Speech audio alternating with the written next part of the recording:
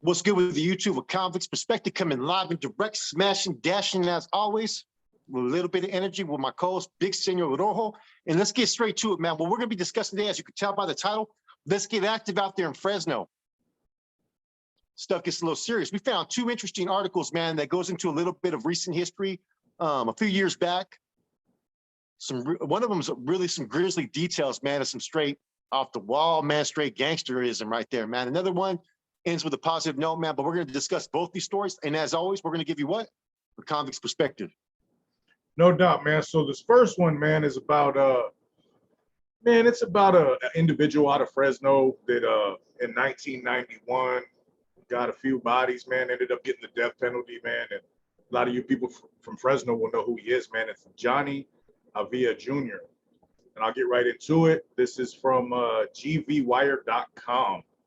The title is Man Convicted in Notorious 1991 Fresno Murders Dies at San Quentin. Johnny Avila Jr., condemned to death in one of Fresno's most notorious murder cases of the 1990s, died at San Quentin State Prison on Sunday from suspected coronavirus complications. Johnny Avila Jr., a member of the Parkside Bulldogs gang, was among three men convicted in 1994 of 2 counts of first-degree murder in the slayings of 2 young women 3 years earlier. Avila, a member of the Parkside Bulldog gang, it says this again. I'm going to skip this. It says the exact same thing twice in a row. Pardon me. This is how the article is written. Co-defendants Richard Avila, who was Johnny Avila's cousin, and Jeffrey Spardlin received sentences of life in prison without the possibility of parole. In August 1991, the Parkside Bulldogs loaded up with automatic weapons and explosives in an anticipation of a turf war with the rival gang.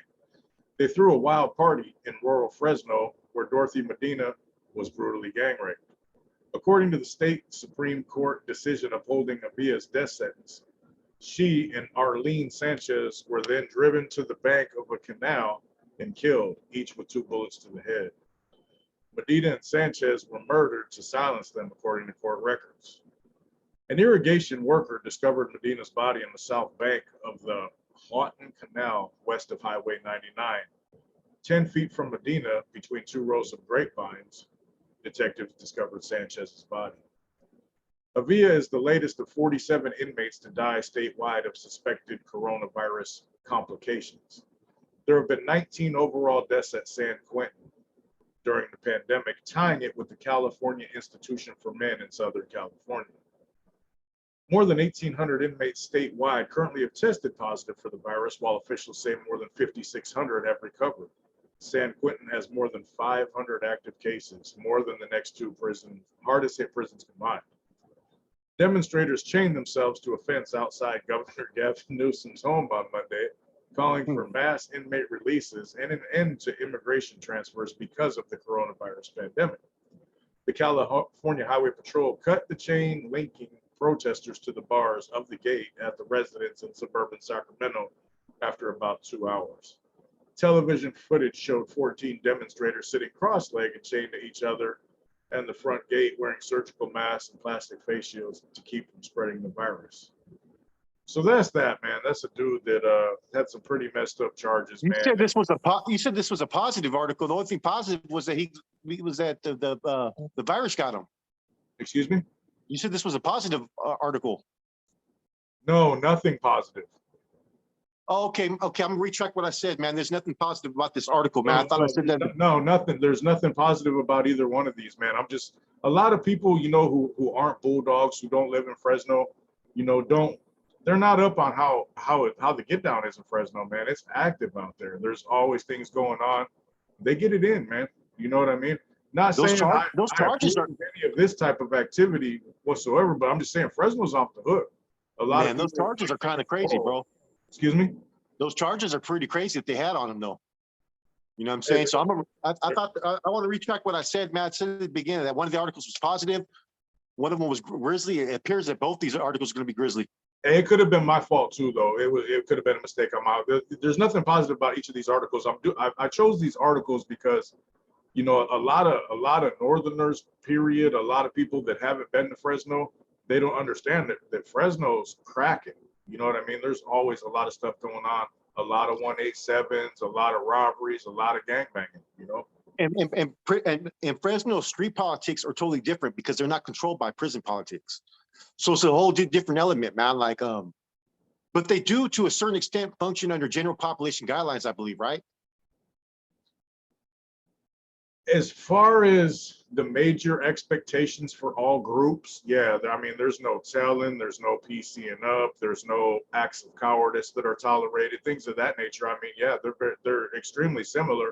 It's just everybody's equal in their thing. Everybody's kind of got a vote. Everybody's kind of free to do and associate with who they please. You know, as long as it's the car is number one important, but you're allowed to do your time as you see fit, so to speak. Before we go on to the next article, right, I want to ask a question, like for any Bulldogs out there that watch our channel. I read these charges, like Rojo read these charges. These are some charges that if you were a Norteño or Sureño, you'd probably get deemed no good. Right? Am I right or wrong? I'm sure this guy was deemed by them as well. You know what I mean? They don't play that stuff, bro. They don't. I don't think so either. You know, hey, Northerners and Southerners both can say what they want about the Bulldogs, but they don't allow no people like that at all. They're checking paperwork and they're removing those that violate the basic moral, ethical code of gangsters and humans in general. You know what I'm saying? Yeah, most definitely. But, I'd have to agree. This other one, man, this other one's pretty rough. You know what I mean? It's a Fresno man kills and dismembers body of suspected Bulldog gang member. Attorney claims self-defense. Oh, wow. So, this is from Fox News 26, KMPH.com. And here we go. Wednesday afternoon, criminal defense attorney David Mugridge announced he plans on representing his former employee, 50-year-old Brian Keith Waldron, who was charged with the gruesome murder of a suspected Bulldog gang member. This man has been in my office since 2002. I have never known him to be violent. That's all I can say is I've never known him to be violent, says Mugridge. Monday evening, Mugridge called 911 and told the dispatcher he was with a man who wanted to turn himself in for an unreported homicide in the city of Fresno. That man was Waldron, who told police that on Friday night, a man walked into his house demanding cigarettes and a drink. The two got into a verbal argument, which quickly turned physical. Waldron confessed to beating the man to death with a metal pipe, then sawing off his head and limbs and burying his body parts in a shallow grave in the woods about 2 hours away from his home. No one deserves to have their body cut up and dismembered and placed in the garbage bags and then transported out to a remote location and buried. That is not something that a normal human being would do, said Fresno Police Chief Jerry Dyer. Waldron's neighbors, who asked not to be identified, say they were shocked to find out the man next door was capable of such a grisly act. I just couldn't believe a person like him would do something like that. I just couldn't believe it. It's beyond my imagination. Anybody could do something like that, said one of Waldron's neighbors. But Mugridge claims it was self-defense and says he'll back his former employee turned client in the months to come. This case started because an individual unknown and unwanted by Mr. Waldron forced his way into his house without permission, says Mugridge. Officials say it's still not clear whether the two men knew each other, although police say Waldron did admit to giving the victim cigarettes in the past. Listen to this.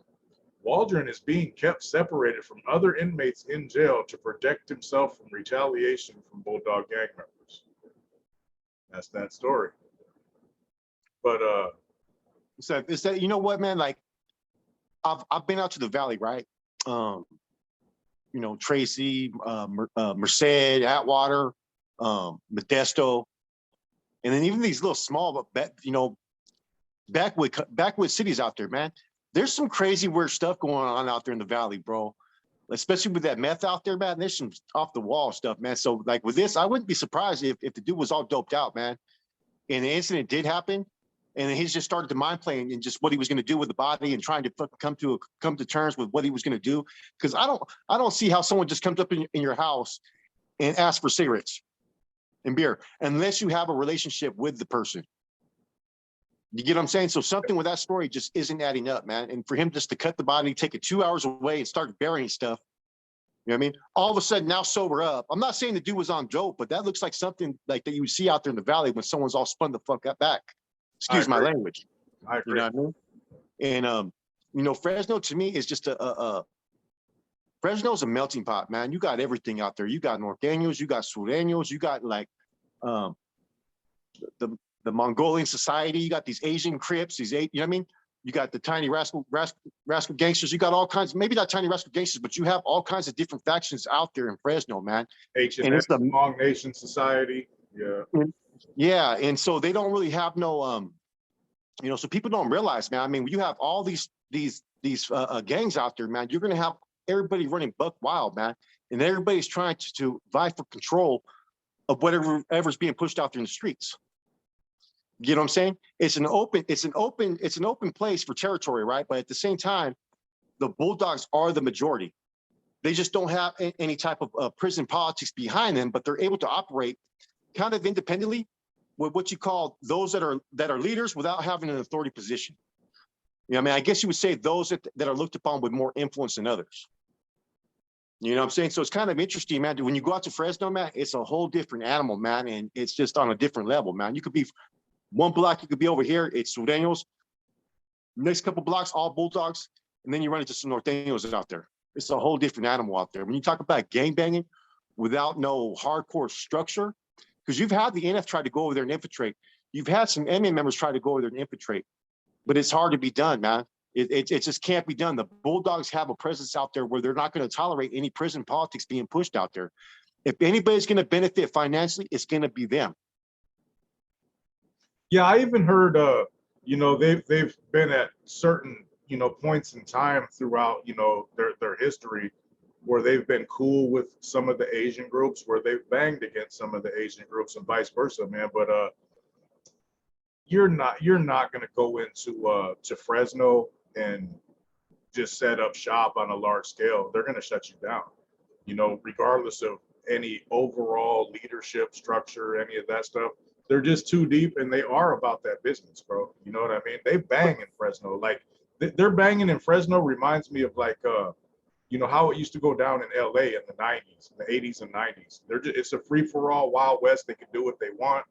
You know what I mean? And they put in work. You know, nobody's going to go in there and take over a significant portion of their holdings, bro. It's not going to happen. But not only that, though, because they absent a structure, each hood is an independent hood.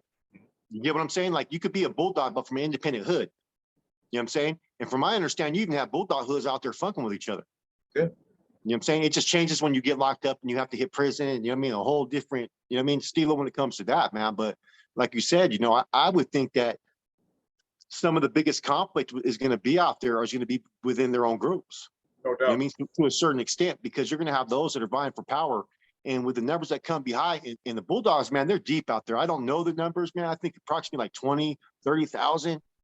I mean, it's a lot of them out there, man. I mean, picture, and that's a surrounding area, man.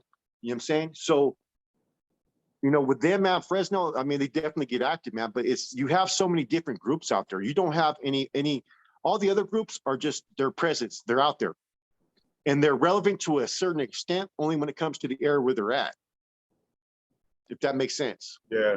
Yeah. And these articles were in no way like a portrayal of normal activity or anything like that. They were just very interesting articles, you know, because I had never heard of Mr. Avila who committed those crimes and was on death row. I wasn't up on that. And I find any time that somebody is, man, what do they say? Dismembered. I mean, that's crazy, bro. You know, and they're like, he has to hide. Yeah. I mean, he's going to have to hide for the rest of his life. He can never be nowhere where there's Bulldogs. Like, even if they didn't like that dude, the fact that, you know, he's mentioned as killing one of them, it's over. You know what I'm saying? Like, he's going to get convicted because there's no way. I don't even know. I haven't even looked at the rest of the case. He's convicted. You can't dismember somebody and claim self-defense. It's not happening, bro. He's guilty. There's no way. I guarantee it. You know, but he's going to be stuck. You know, any Bulldog who sees him is going to have no choice but to get with his program. You know what I mean? But yeah, like you were saying, as far as the meth, I mean, it takes a special type of person to do that after, you know, someone's eliminated. You know, that's weird shit, bro. You know what I mean? You know, yeah, you see, like I've seen a lot of weird stuff out there, like in the backwoods, man, out there in Oakville, out there, some parts of Tracy and stuff, man. Like I've been in some weird places, bro. Like I used to call it toxic crusader lands, man, but weird shit's going on out there, man. And dismembering a body, man, like what's if it's self-defense, what the hell did you have to dismember him and take him 2 hours, man? I mean, that's the whole part. Either the dude is not mentally, you know what I mean? Mentally there, Yeah. or the dude was spun out and he came back to his conscious. Something went wrong there, bro. You know what I mean? That's just some weird stuff, man. I don't, man, I can't grasp, you know, the one key part, like I said, man, that you hear in the article was, oh, I gave the dude cigarettes in the past. The dude apparently knew him from somewhere. He pretty much lawyered up, and this lawyer's already kind of guided him straight up, which is that's a lawyer's job, man. You know what I'm saying? But I don't know. You dismembered a body and it was self-defense, man. Come on, bro. Dude. Hey, a normal citizen, not in the life or anything, just a freak innocent victim. Somebody comes in your house, it might get physical. If you kill them, the normal person is going to get on the phone and be like, hey, this just happened. I need you to send someone. That's normal society's reaction. It's not doing what this guy did. It's over. I'm curious to look up. I'm gonna look up this case and see the results of it, but we already know the results. There's no way. You know, that's weird, bro. You know, they're gonna have to protect society, man, because you can't just go around doing that unless you're the coroner or a surgeon. You know what I mean? You just regular people out on the streets just can't be doing that, bro. No, not at all, bro. Not at all, man. But yeah, like I said, man, the point of these two articles, man, I was looking up stuff about Fresno, man, to try to learn more about the city and the demographics, geography, all that kind of stuff. And these two came to mind, man, because, you know, a lot of people, like I've only been really through Fresno. I've never hung out there. I've never had no business there. I don't know anybody there. So I haven't had a chance to, or a reason to hang out. You know what I mean? And I know it's active, man. And here's two examples of very, very, a whole lot. You know what I'm saying? It's popping out there. It's like, to me, you know what it reminds me of when I go through there? It's Stockton. How Stockton's extremely active. There's all kinds of shit getting done, and there's banks. Yeah, Stockton, yeah, it has the same type. It has the same type of atmosphere out there, man. Everybody's cutthroat. Everybody is cutthroat with the shit in Stockton, man. It's just a bigger form with a different amount of gangs out there. You know what I'm saying? You have a lot of Africanos out there. You have a lot of Asians out there, and you have a lot of Norteños. The Sureños are not as deep out there no more. Whereas Fresno, you have, you know, a big portion of mostly Bulldogs. You have some Sureños out there. You have some Norteños. Then you have all the blacks and Asian gangs. You know what I'm saying? So it's a whole different melting pot of a different area, man. And, you know what I mean?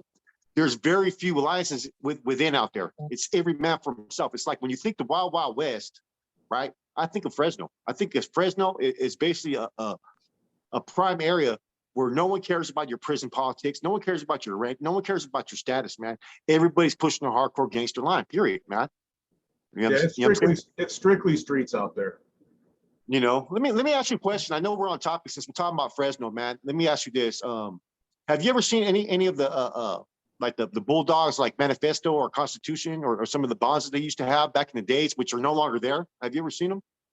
I came across it, man, back in, it was either the late 90s or early 2000s, but I can't say that I paid too much attention to it, to be honest, man. So I don't really remember, so I don't want to speak on it. But yes, I have. I know one of them was to walk a yard free of bonds. Yeah, I mean, I remember seeing that, and I remember one of their bonds that they had, right? I don't know if this was under the Bulldog Nation, but I was kind of thinking about it, man, because Fresno's always been a trip, man. It's like we know so much about them, but so very little. Same thing with the Mexican Mafia. Me as Rojo, what we used to represent and be part of, we knew so much, but so little about the other groups. So one of their bonds I used to see was seek and destroy all busters. Believe it or not. I mean, I actually used to see, I had all the stuff, right? I had the Bulldog thing. I forgot where I got it from, man, but this is where I had some of the old parts of the 70s shit, man. And it kind of tripped me out that their whole part was to walk free of bonds. You know what I'm saying? So they were not originally against the Norteño collective as far as the regular Northerners out there that were not under the bonds or formats back in the days. They were against the NR and the NF originally. That's why they were able to coexist so long out there in the main lines for so long, till the war started to kick off more in 92, and then 93 it started to change course. You know what I mean? Around that time, man. But You know, Fresno, I don't know a lot about them, but everything that I've heard about them is that they're definitely with the business, man, that they ain't playing. And if you think about it, man, like, you know, those that were in the system in the 90s, you know, they were going to yards, you know what I'm saying, with active homeboys out there on the time, man, where there'd be 100 homeboys and only 10 bulldogs in the yard. And they were having to put in work back then, man. I mean, it was just business. The same way we used to have issues with Sureños on yard is the same thing with bulldogs. Everybody, sometimes you don't even know why you're hating your opposition. It's just business. It's the cost of doing business, man. So Fresno was able to hold on to for a minute, man. And it's kind of interesting. We did the spill before that.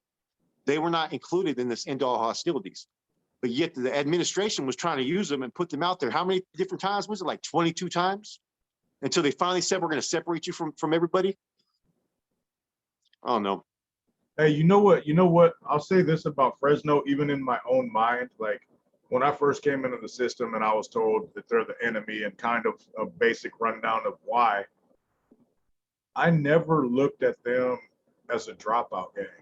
I just looked at them as the Bulldogs, a different opposition. I never thought anything like that because, like you said, man, they were going to yards. They were trying. They were handling their business. They would win some and lose some. You know what I mean? But I just like, you know, like nowadays, all these groups, they'll have different names. Oh, that's a dropout gang, dropout gang.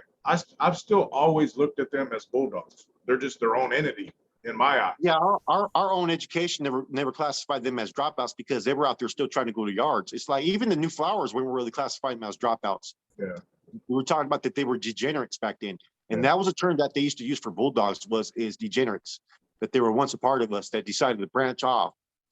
You know, so I've never looked at them as far as in these other groups that were created on SNY yards. And some of these gangs were, okay, look, some of these gangs that are on the SNY yards right now, you know what I'm saying? We're actually on main lines, you know what I mean? Two Fibers, they're originally on the main line. Northern Riders were originally on the main lines, but they ended up still going out to SNY yards. The difference with the Bulldogs, right, from my understanding is they're still consider themselves active, general population. They just can't be put on certain yards with anybody that's on SNY. They won't program with people that have certain charges. They won't program with people who've debriefed. They won't do none of that. So as much as some active Northerners may have hostilities towards Bulldogs, which in the feds, they get along now, or they have the opportunities to get along. You know what I'm saying? A lot of that, what people don't realize, a lot of that happened was when stuff happened in Sheridan, Oregon with Skip, a lot of Bulldogs jumped and backed him up because at that time, a lot of Norteños and Bulldogs were kicking out there on the yards. You know what I'm saying? They weren't stuck up with everything that was going on in the state CDC.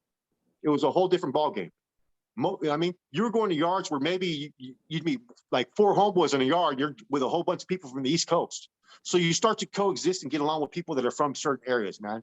So that's how the Bulldog, people want to say, well, you know, how is the NF not getting along with the MA and all that in the feds, right? But they get along with the Bulldogs.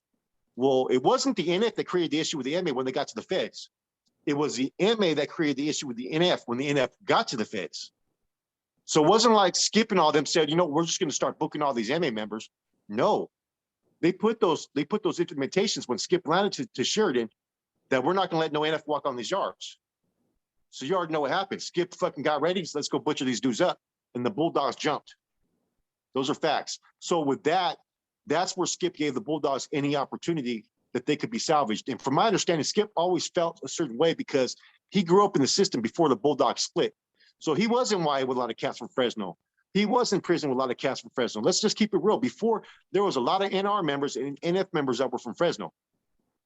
The Bulldog thing is just, you know, every time we talk about the Bulldog split, you know, I mean, we could hear things from about 20 different people who claim they were there, and we're going to get 20 different answers. There's some things like, you know, 84, 85, when, you know what I mean, Cracker, Sammy Venegas, there's certain things that you can sit there and say, okay, this had a big part of it. But no one knows the factual basis of how the Fresno, how it just started to slowly start to branch off. Because up until 1991, they were still out there programming with homeboys, believe it or not. You know what I mean? Even when they first were representing Bulldogs, people forget, I was there when I first hit the system, and they used to talk about cars, Saho car, Bay Area car, San Fernando car, Stockton car. You'd go there, you'd be a Norteño. That was representation of what you represented bigly, but a lot, of what you represented as a bigger picture. but you would more align with your car, what area you were from. So you'd have homeboys, maybe 120, 150 homeboys, but you'd have 15 homeboys from Stockton over here, 30 from Soho, you know what I mean? 20 from Sacramento, and then, you know, different areas. That's how everything used to run back in the 80s and 90s. And then you would have NR members, Nusa Rasa members that'd be in the corner. They would be the ones that were supposed to push the politics and be the frontline defense. So if people think how it is now with North Daniels, it wasn't like that in the 80s and 90s. That's why it was okay for Bulldogs to be out there in the yard, because at that time, if you were a regular North Daniel, you really weren't pushing no politics. You know, you were just there to do your time, back up your gente, and when it was time to get off, you got off. You know, you knew the basic DNRs and how to be on your P's and Q's and all that stuff, man.